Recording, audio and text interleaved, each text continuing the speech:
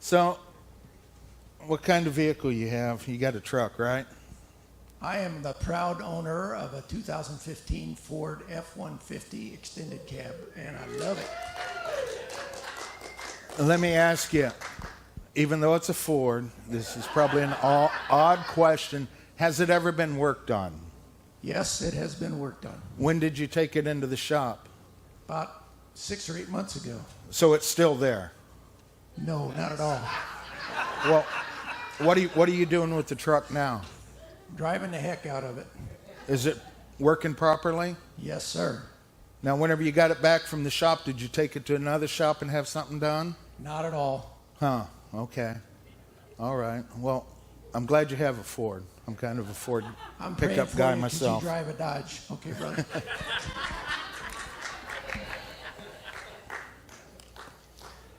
Now, that might seem odd, right? That he would take his truck to the shop, get it out of the shop, and actually drive it, right? Or is that what is expected? Because the truck's purpose is not to be at the shop, right? But it's supposed to be wheels on the ground and rolling down the road. Just like whenever we go to the gas station, we don't pull in, fill up our tank, and just set, right? We put gas in it for a reason. Today I'd like to speak about purpose versus process. Process, a series of actions that produce something or that leads to a final result or conclusion. It is the tactical plan for accomplishing something or reaching for something. Purpose, the reason why something is done, the final result, the objective. So the process of taking the truck to the shop was so that the truck could fulfill its purpose, correct? Okay, purpose is the reason for the process, while the process is the series of actions that lead to the purpose. The purpose of the process is not to keep you in the process, but to produce the purpose. Okay. The process is to get you to the purpose, and the purpose is beyond the process. This will sink in. This will sink in. We're going someplace. Once you are in the purpose, you leave behind the process. It expires. With that being said, Kelly, the Lord has shown you great favor. He has shown you His power. He has shown you His mercy. And He says that the best is yet to come. And the best is yet to come in our lives as we step into our purpose and leave behind the process.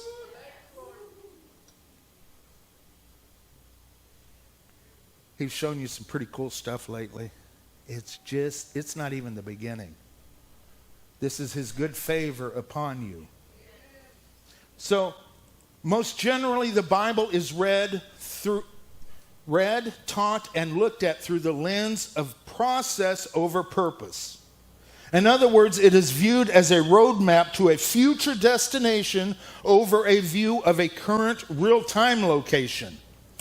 Think about all the messages you've heard through the years. Many of us have been in quite a few church services. How to get there, versus look at where you are. So the major focus is the process on getting you to the purpose versus the purpose itself. The written word only comes alive when the Spirit gives revelation. Yes or no? And this revelation bypasses the carnal mind and reveals directly to the Spirit. And the Spirit speaks sonship and kingdom language.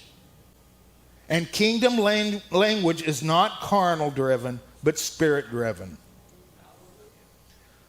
Hebrews 5:12, it's in its subtitle, Spiritual Immaturity. For though by this time you ought to be teachers, you need someone to teach you again the first principles, the basic things of the oracles of God. and you have come to need milk and not solid food.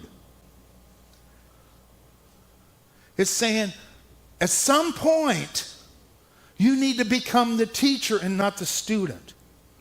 At some time, we must move beyond having to be learning and step into our purpose. And our purpose, do we have any kings and priests in the house?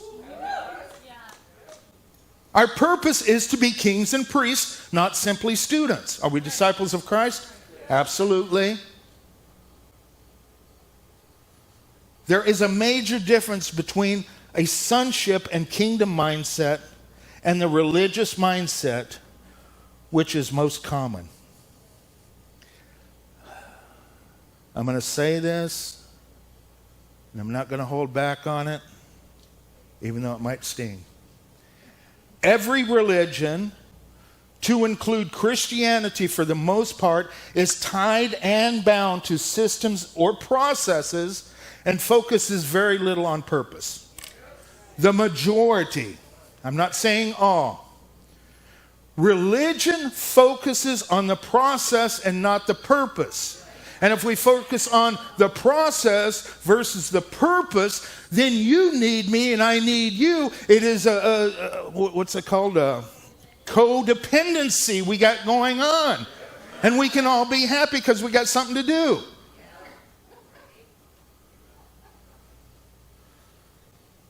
So religion focuses on the process. How to. It builds altars and idols around the process. It glorifies the process of becoming and never leaves the process to step into the purpose.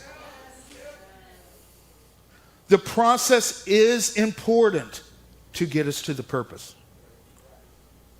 The process of salvation, it's important. The cross is important. The blood is important. All these things are important for a reason, to get us to a destination. It's really...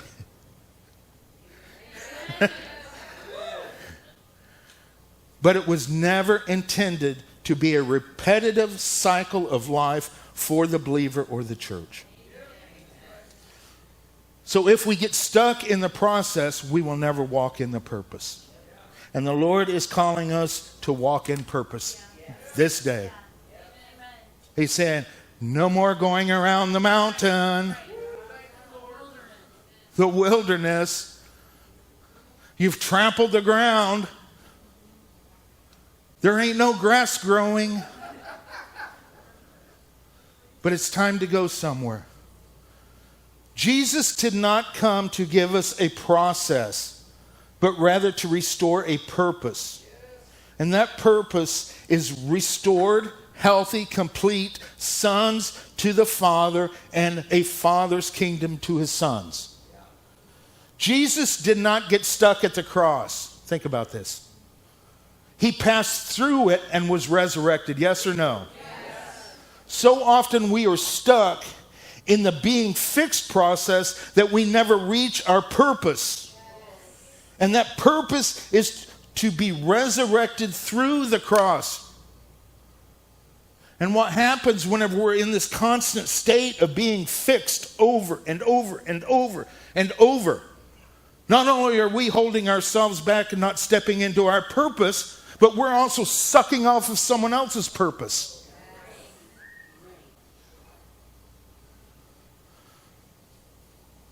Many are bottlenecked at the entrance of the cross and salvation.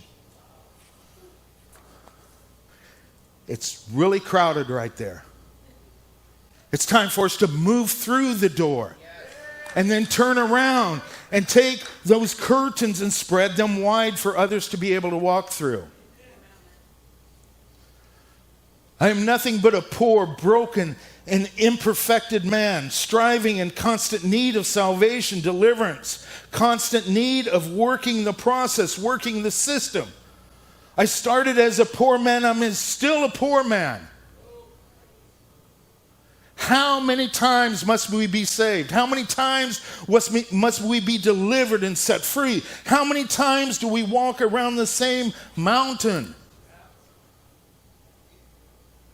This poor man cried out, and the Lord delivered him out of all of his troubles. How many times? Once.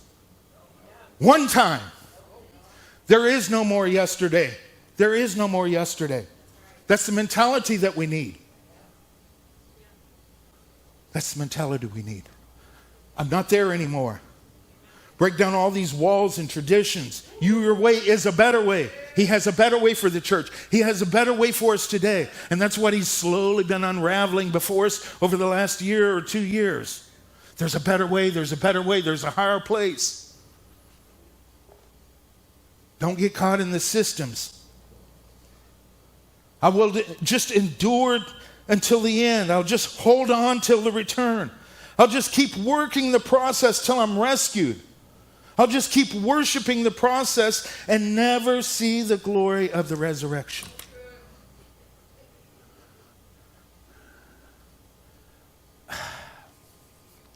Okay.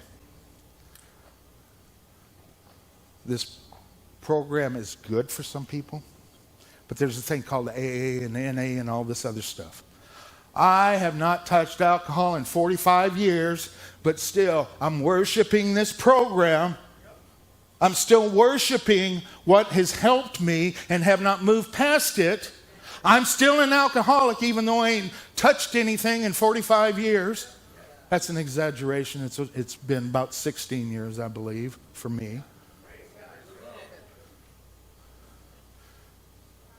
But we get caught in things, and we stay there. We build homes and set up tabernacles. And I spoke about that a few weeks ago. Why are we still in the wilderness? Why have we set up home in the wilderness whenever the promised land is just one more step away? We are called to thrive, produce fruit, and subdue the world around us in victory.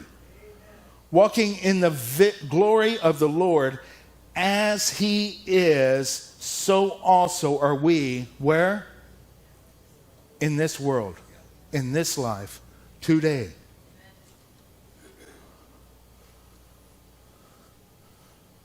To them, God has chosen to make known among the Gentiles the glorious riches of this mystery, which is Christ in you, the hope of glory. My purpose, my calling, my reality, my victory is not in the process, but the purpose. Exposing the Christ in me, the hope of all glory. Not to continuously get fixed. Is this ministering to anyone? Hopefully. And I'm not focusing on anything. This is just what was kind of put on my heart over the last few days. We are called to thrive.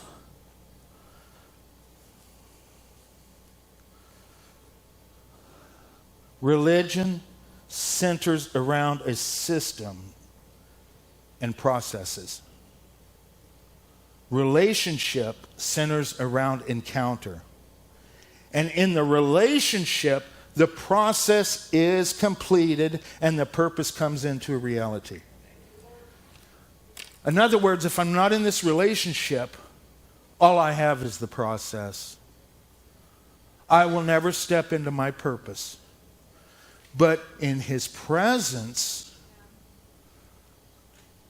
the process is completed. My purpose is completed in him. Now I am who I am called to be, who I'm created to be, and not some broken down Chevy.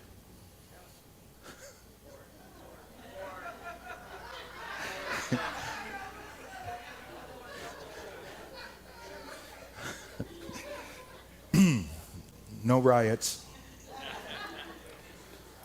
We are infused into a kingdom, and a kingdom is infused in us. How much of the kingdom? All of it, every aspect of it, fullness. Yet religion strives for a kingdom that is already attained. It is at hand. It is tangible, in close proximity. Jesus brought it 2,000 years ago. It says, hey, the kingdom of heaven is at hand. It is here now, not down the road. His divine power has given us all things that pertain to life and godliness. He has given us exceedingly great and precious promises, that through these you may be partakers of his divine nature. You were bought with a price. You were actually purchased with the precious blood of Jesus and made his own, so that you could partake of him. We are called to partake of his divine nature, to eat of the tree of life, drink from the river of life, and allow it to flow like rivers from the depths of us, bringing life into the world around us. This is our purpose as a body, as a people. So how do you live your life? Is it to walk in a process, or is it to walk in a purpose? When we pitch our tent in the land of process, we minimize our purpose. We create our identity in us being fixed, broken and fixed, broken and fixed, broken and fixed. That is who I am. But that's not my purpose. That's not who I was called or created to be. The word says I'm his workmanship, created. I'm a masterpiece that he created, and he lives within me. So why am I broken all the time?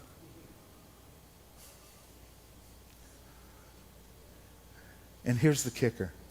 Jesus made the process extremely simple. Way too simple for religion. Call out to me. Come to me. Be set free. Walk in your identity. Walk in your victory for eternity. Because it was obtained for you before the very foundations of the earth were set in place. That's when it occurred. This is the gospel. This is the good news. This is the report from the battlefield. The victory has come.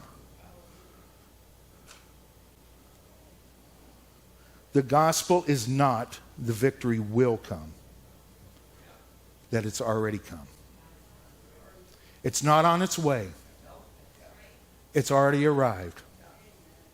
But yet we're trying to run after it and chase something that is already before us.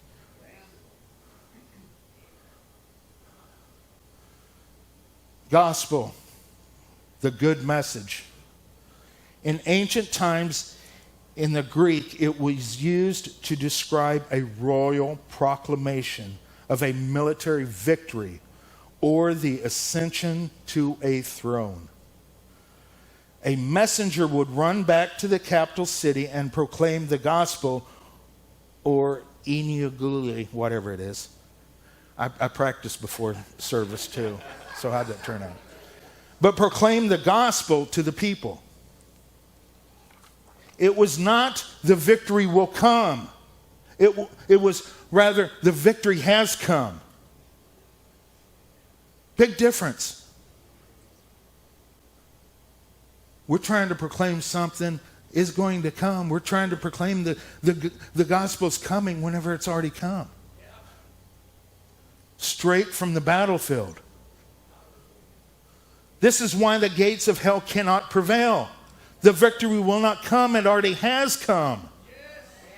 The Lamb was slain before the foundations of the world, and the resurrection has already happened. It is done. It is finished. Victory is ours because he is ours and he is in us. The only thing left is for the reality of the victory to bury itself in our hearts and minds. Go from fiction to reality. It is time for the mind of Christ to invade his church. Not some lesser mind. Do we believe in the victory that he has achieved? If so, then when will we walk in the purpose? So often the process is the life of the believer and the church. It is why this is why we're so focused upon the process. Walking in the process, not maturity. Walking in the purpose is maturity. See, whenever we're constantly working in the process, whenever our truck's constantly in the shop, that's immaturity. Oh, wow. Well, there it is. When are we going to pull it out of the shop and get on down the highway?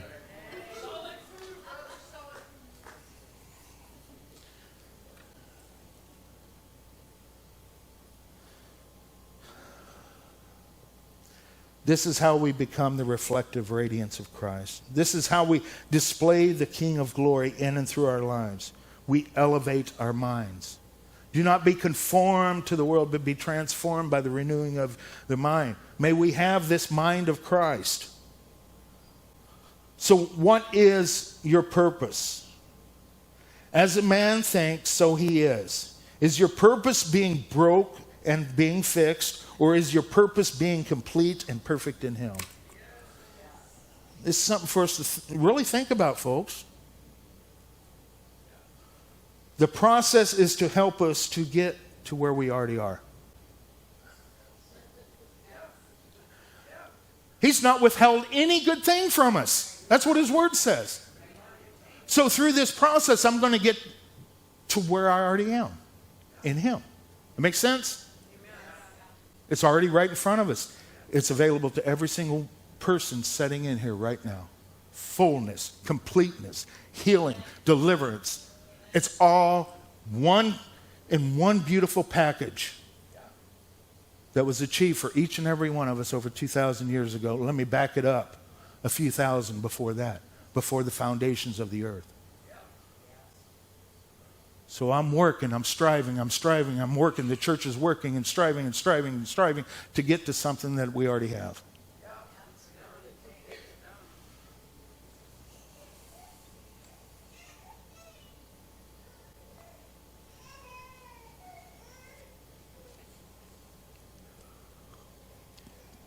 Some will not get this, nor will they conceive it, because of this religious mindset.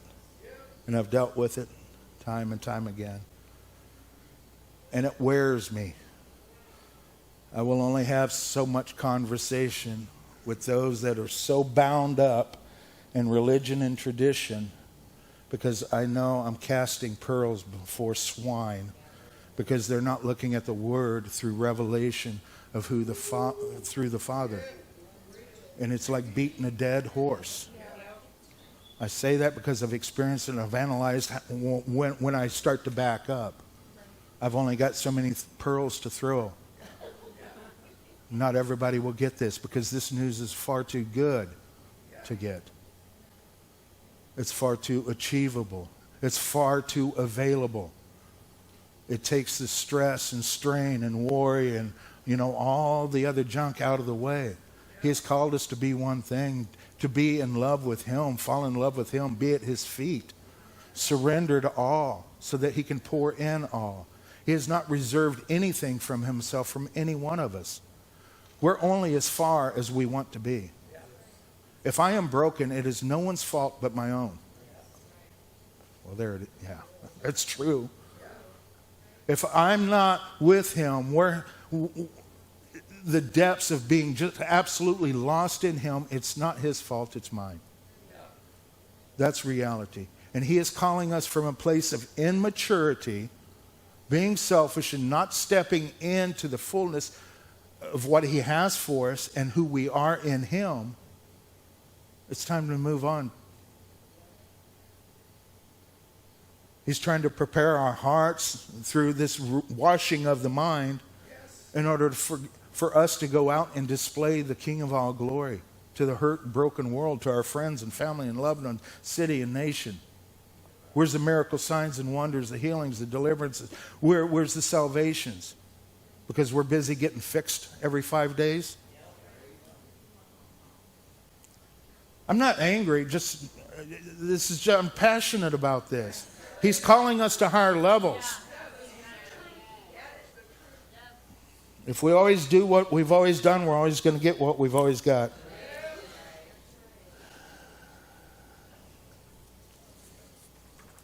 So, I got some homework for you this week. Just what you need, right, Ruth? I ask that you would spend some time this week in meditation on these questions.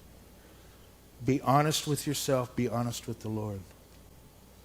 Have I built a temple around the process?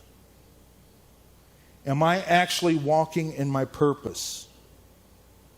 Does my life reflect brokenness or victory? What tree do I feast upon? Is probably the most important question. Do I feast on the tree of good and evil? Or do I feast on the tree of life where all nourishment and healing comes from?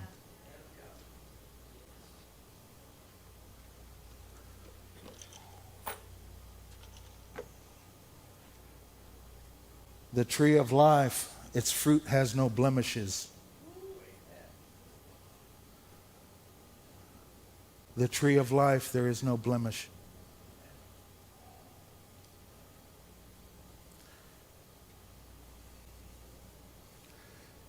It's time to tear down the tents and move into the promise, the purpose. So like I say, this week, meditate upon those questions. Be serious. We're only as healthy as we want to be. We're as broken as we want to be. Where do we stand? That's honesty.